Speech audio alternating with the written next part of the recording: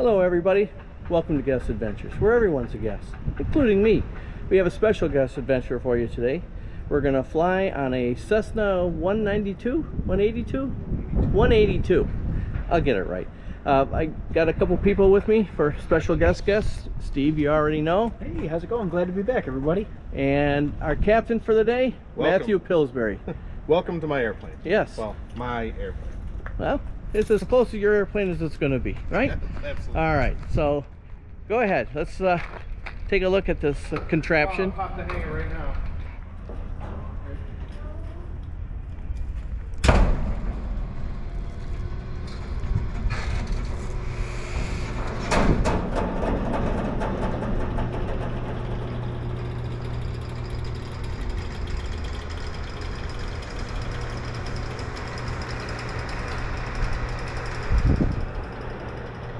That has to be the slowest garage door I have ever seen. It's just building up suspense.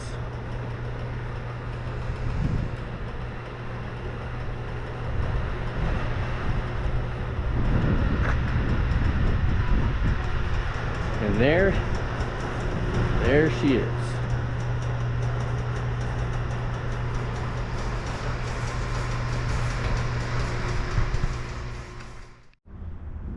Take a quick look around this airplane.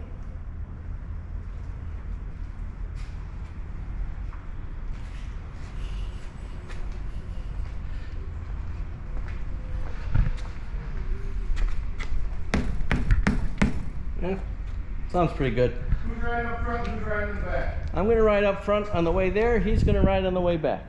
Okay.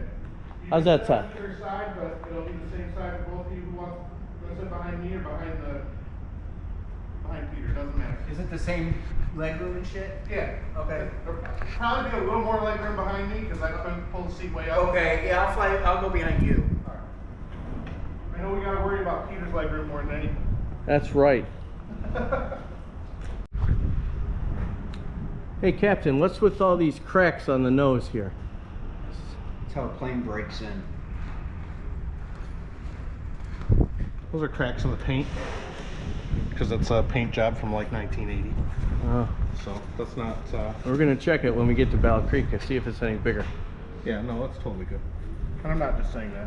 I got to fly in it too, so Yeah, that's true. I'm comfortable. You have a barbecue grill too? How many clubs are here? There are 2 clubs that I know of. Okay. There may be a third, but I'm not familiar with. Do you have to be a member of the club? Yeah. Well, to fly this airplane, you don't have to be a member of the club to be at the airport. But. Okay. Why did we need to text you our weight? So we have to be within certain weight specifications on the plane, so we want to make sure we're not overweight. And surprisingly, this crew of man meat is underweight. So we're good to go there. You know, it has to do with my size. You know, if I was taller, I'd be in trouble. That's potentially true. And, you know, we better reweigh ourselves after we go eat. That's true. I mean, Yeah. When although sleep, we'll have lost a little fuel, so, you know, it balances. yeah, but we'll just leave Steve there. Exactly. He can thumb it home. All right, so you're going through a pre-flight inspection. Is that what you're doing now? Yes. And, you know, I know you've never heard any short jokes, but you're going to have to watch your head, but you probably don't. I don't. Because the flaps are going to come down. I already walked underneath it, so.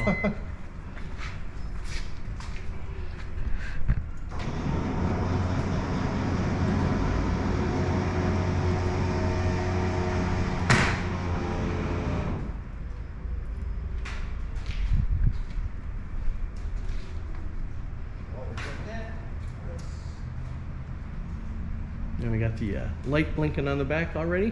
Yep. Flaps are down. Check that. Light is good. There's flaps in the back. So in the back, those would be that'd be the elevator. The elevator, okay. And then the outer flaps on the wing are actually the ailerons, which allow us to steer in the air. Just checking all the lights. Small warning horn. Heat. All those things are good. Yeah, we need to have heat when it's 85 degrees out here. Well, I'll explain that heat in a second, actually. Is it to cool the engine? No, it's called pitot heat. So that little, so you're going to get an education on this guest adventure. Not that you don't on others, but we're going to get technical and nerdy.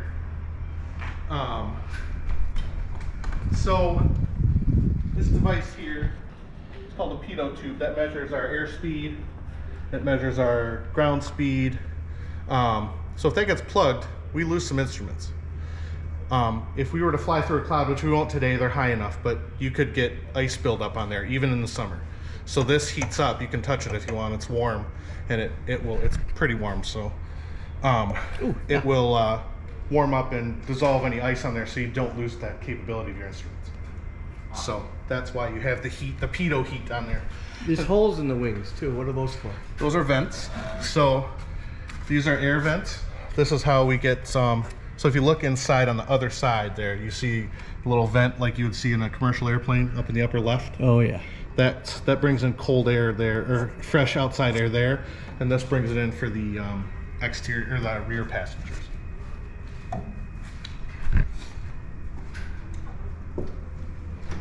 Now, what year was this plane actually built? This is a 1976. And it's what Cessna calls a P model, as in P is in Paul, Peter.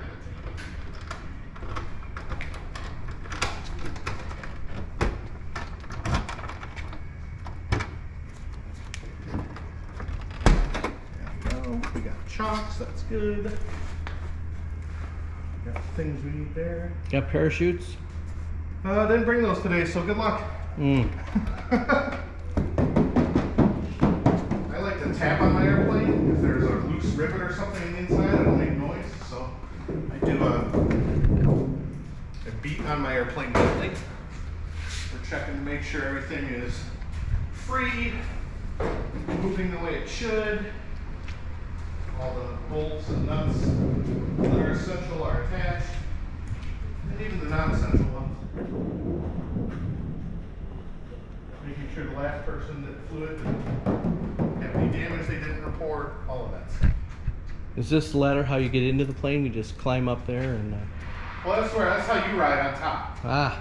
Oh, good. I'm going to do some wing walking? That's an adventure. But no, that's the check. And get it on you, like whatever. Small amounts isn't a big deal, but over time, if you absorb a lot of lead through the fuel, it's a health hazard. It's environmentally not friendly. So they're working on that. But it's a big battle. That's good. That's good. Okay. Check the gas on this side. Are there multiple gas tanks? Yeah, there's one in each wing. Okay. And every one of these planes, the gas cap is in a different spot. That's why I was backing up looking, because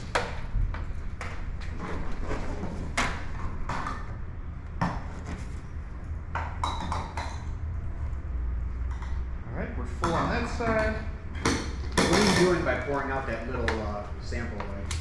So in the event, so you're looking, when you're looking in that fuel, you're looking to make sure it's the right color so that someone put the proper type of fuel in. Oh, okay. Because aviation fuel is always a tint of blue, and they do that on purpose.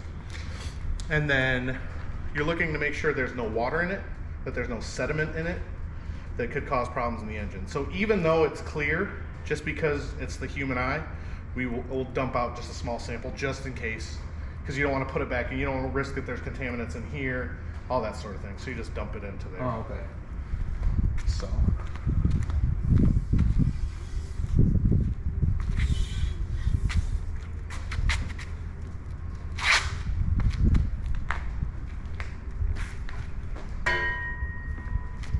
That's good, making sure there's no cracks in the exhaust.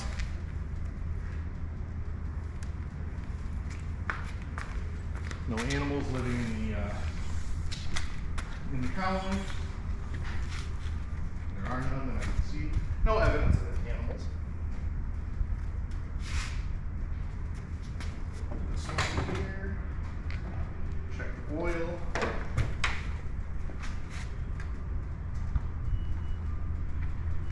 We're good with oil.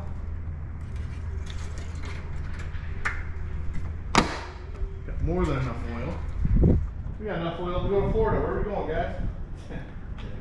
Los Angeles. We could do it. It'd be a 3-day trip, but we could do it. Well, I got 3 days off of work, so. Unfortunately, I have to be back tonight. So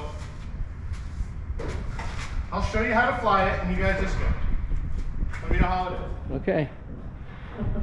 Well, it's nice knowing you. Well, Steve and I will probably make it about a quarter of a mile before. I'll be calling into you tonight. Well, no, I think you'd be fine flying it. It'd be the landing. You'd have a little issue. But you know what? I don't know if you guys saw, and you can link the video if that's a thing. I don't know the rules, but there's a video out there of a guy who went flying like this. Pilot had an issue. I'm not trying to scare you guys. I feel great. But pilot had an issue. The guy that was flying with him had never been in a small plane before, got on the radio, got talked down, and they talked him out how to land the plane, had better landing than a lot of student pilots have. So, I mean, you could figure it out. And we will do a thorough safety briefing for you guys when...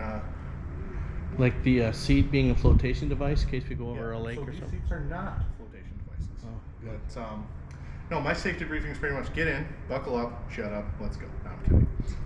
There are actual things that I have to tell you that the FAA required me to tell you. So we will go over that shortly after we're done with this pre-flight, which we're just about done with. Free and clear. Now, I did look up these planes last night, and some of them have retractable landing gear, some do not. Does this plane, doesn't look like the back wheels retract? No, this plane is not retractable. It's a fixed tricycle gear.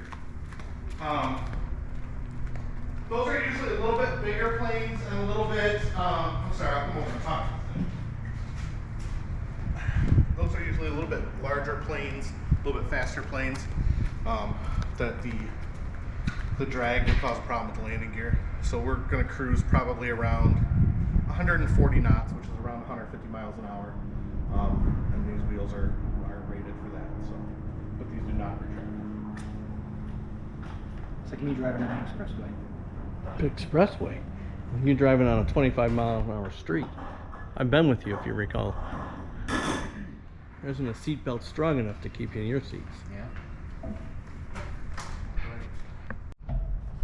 Steve, pop in here for this too, because this is actual real stuff. I'm digging the duct tape.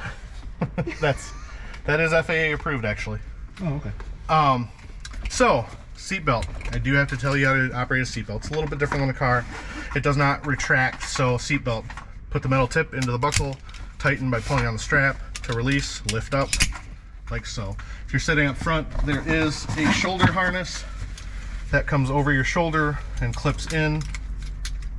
And we'll talk about it when we're actually putting it on, but that clips in and then you'll tighten it down. Again, it does not retract like an auto seat belt, so you have to get it just snug but not too tight.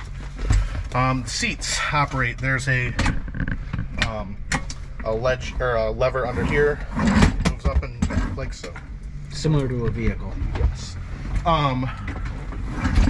In the unlikely event of an emergency, we have an exit here, an exit there, and behind the seat here is the baggage compartment if we had to climb out that way.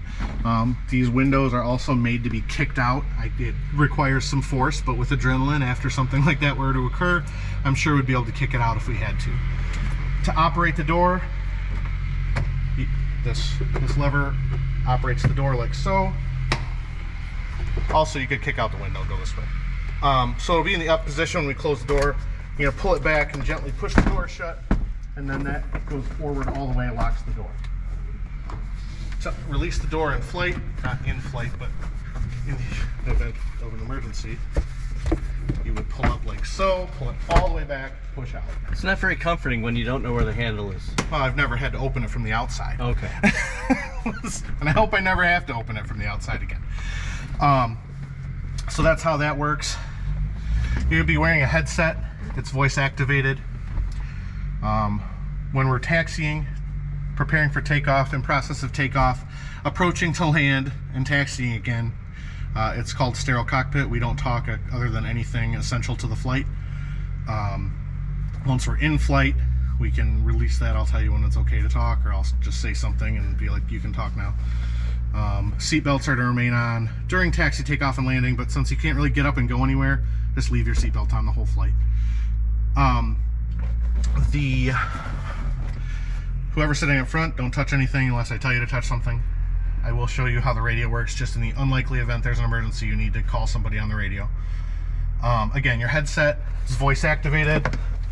You'll wear it like a pair of headphones. You'll put this as close to your mouth as possible so it'll pick up your voice. You cannot be heard on the radio if I'm not keyed up.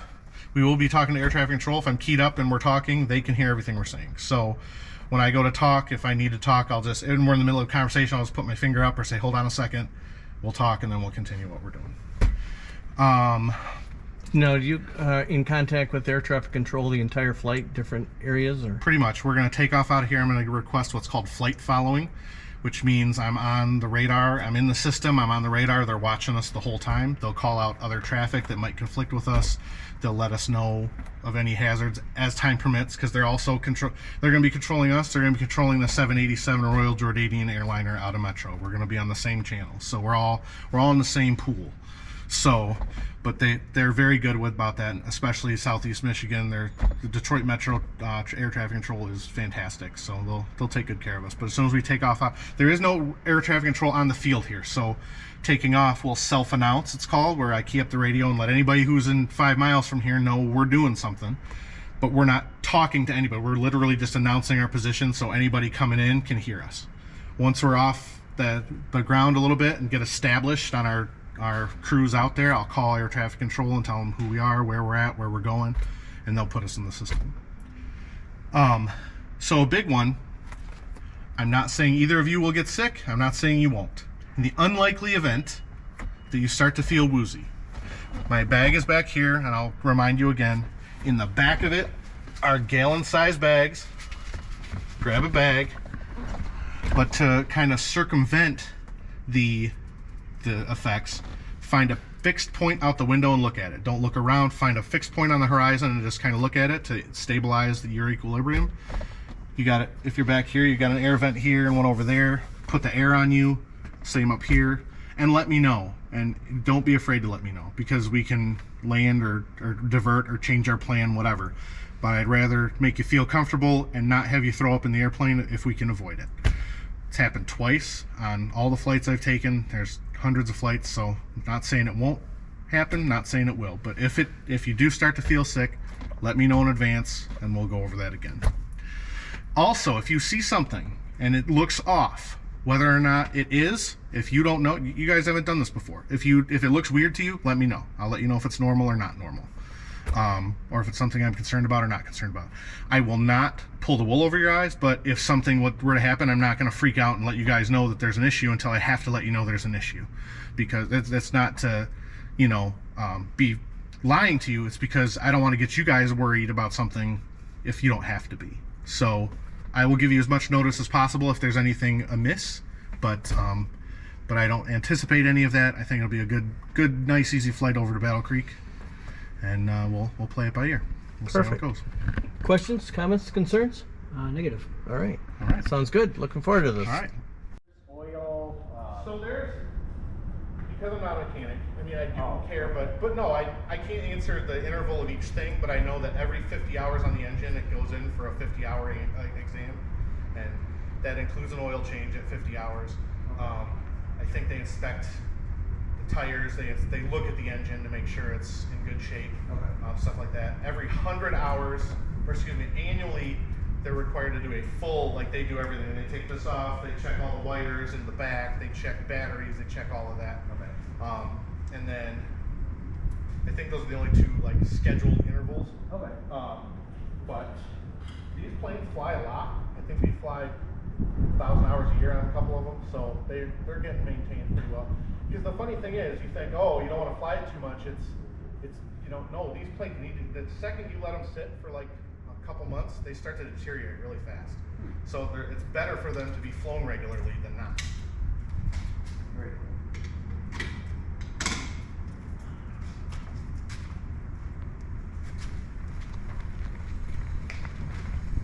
Clear.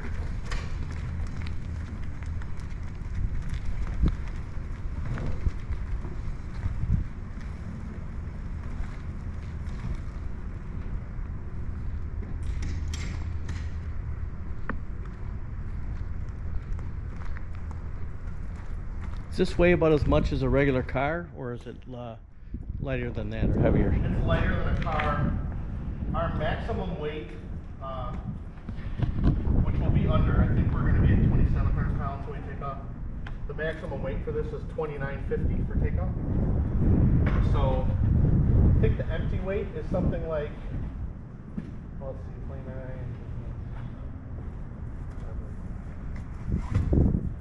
I think it's like 1,800 pounds with no fuel, empty. And this is something you can fly on your own. You don't have to have a second person? Correct. Does that have to do with the size or the engine, or? Both of those things, because it's certified for single operation. So whatever the FAA determines does that. We'll close this and I'll be right with you.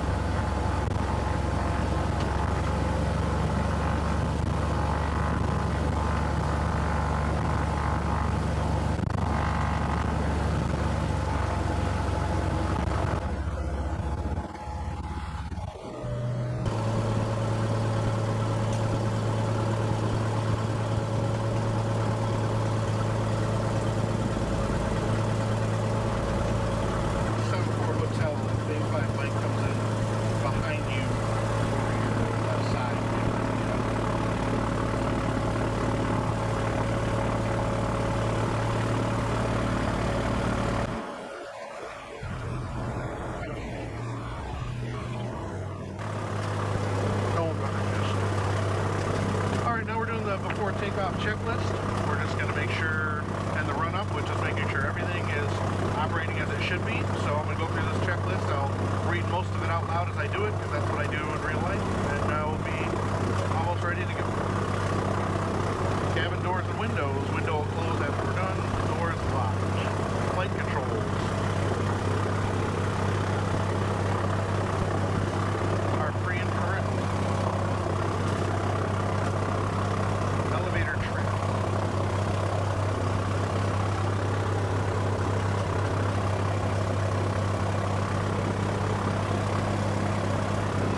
Is set for takeoff.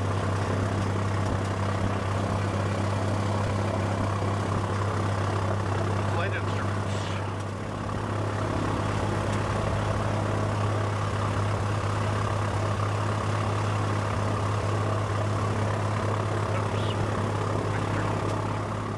Flight instruments. Set.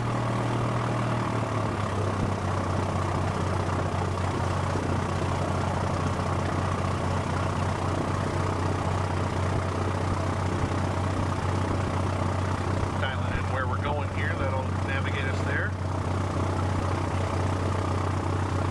Alright, radios are set. Autopilot is off.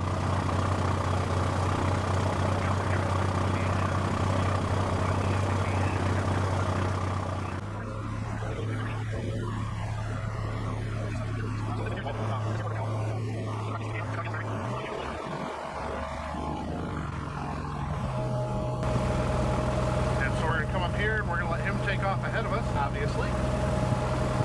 There's also a plane going to come in and land before one of us.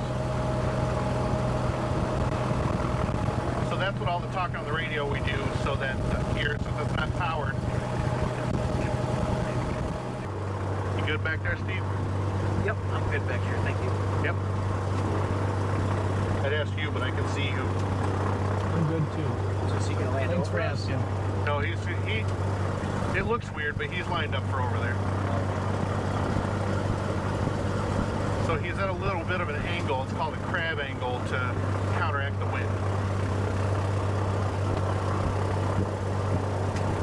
You'll see me referencing my iPad a lot. It has a lot of flight information on it. It has our chart, our navigational charts. It has airport information. It has weather information. So it's got everything I would need in flight. And it's all being received off of this receiver here, which receives ground-based station information. So there's antennas all over the ground that give you that information. It also gives locations of other airplanes, where they're going, what they're doing, stuff like that. So it's a The iPad is a very valuable tool if you know how to use it in flight.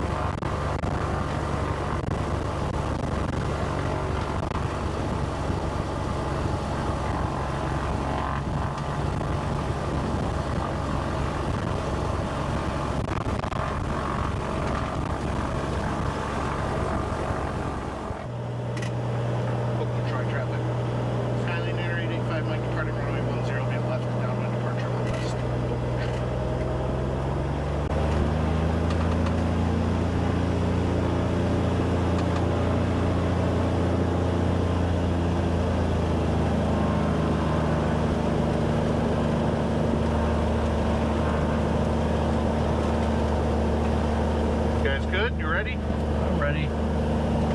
Can you hold this on your lap as well real quick?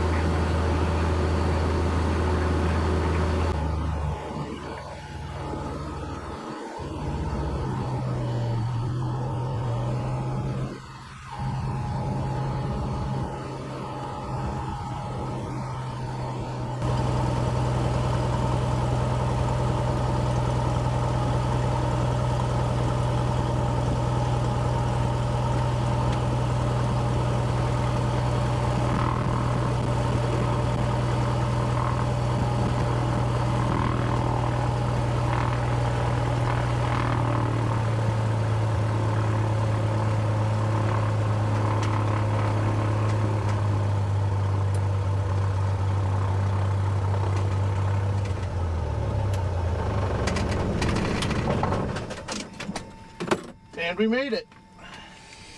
All right, so we are on the ground in Battle Creek. Steve's checking his messages since he didn't have any service in the air. I did not. Control tower that successfully landed us on the ground.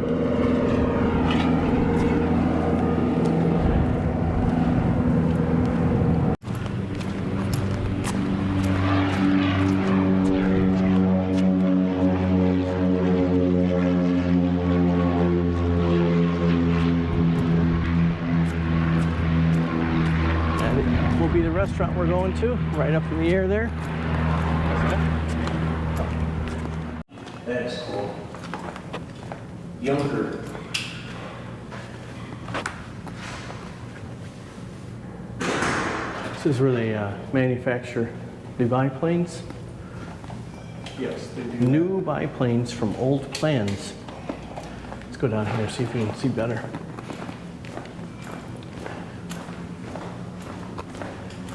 There's artwork on the walls there.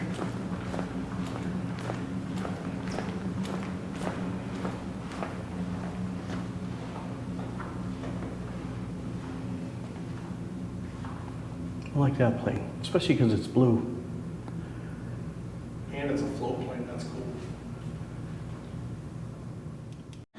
All right, so we made it inside the restaurant. Look out there. That's our plane sitting there waiting for our return. And the Waco kitchen venue.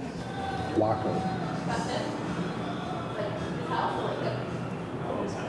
I like the menu names. Pre-flight, co-pilot, sweet landings, and protein, whatever that's for. Full throttle. All right, so we got to figure out what we're going to have here. And we're starting out with some Wild Bill's Diet Root Beer. Sugar-free. Everything else costs money, but the sugar is free. Let's give this a try here. What are you gonna eat? I'm going to get a burger, I think. Are you?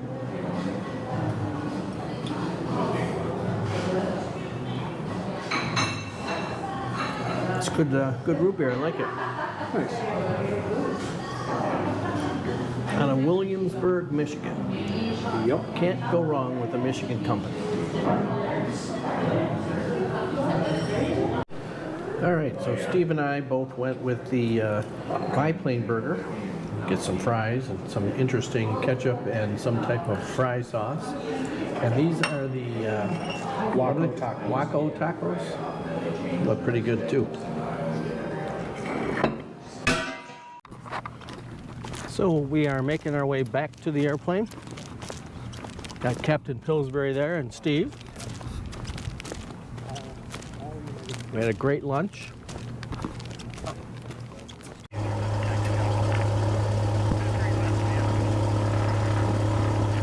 Autopilot, fuel selectors on both. Mixture, rich. Nobody directly behind us.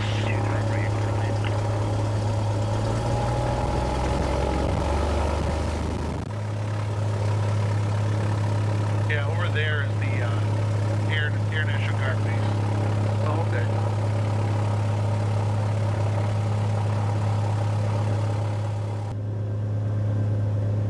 Cessna 9885 Mike, Pillsbury Tower, runway 23 right at Bravo. You're clear for takeoff. And sure is going to be right traffic.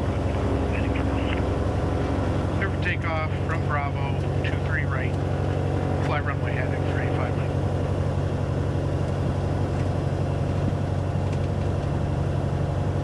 Ready, fellas? All set?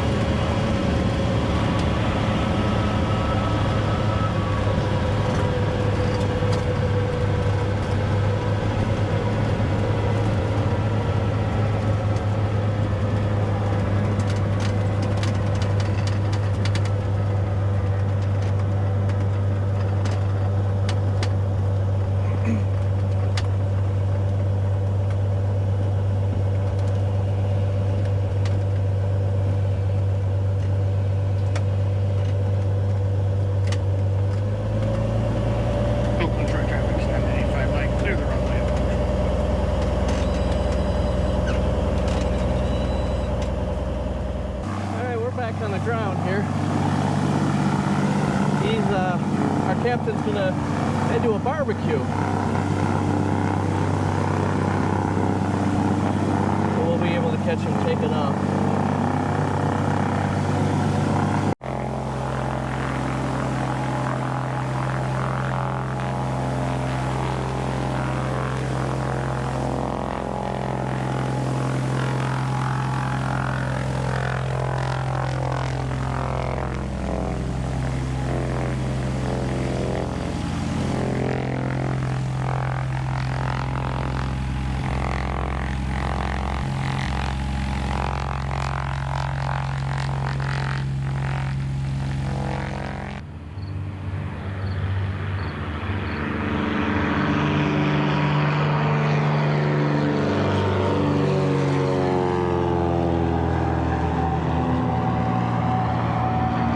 Hopefully that wave got caught on the camera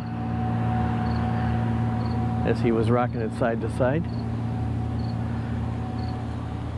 And so that's the going to be the end of this video, where we went out to Battle Creek and had lunch with Steve again, and our plane captain who's going to a barbecue at another airport. Thanks again for coming along on a guest adventure where everyone's a guest, including him and I. And we'll see you on the next video. If you have any comments, please leave them below. I thank you again, and please subscribe to the channel. It would help me out greatly.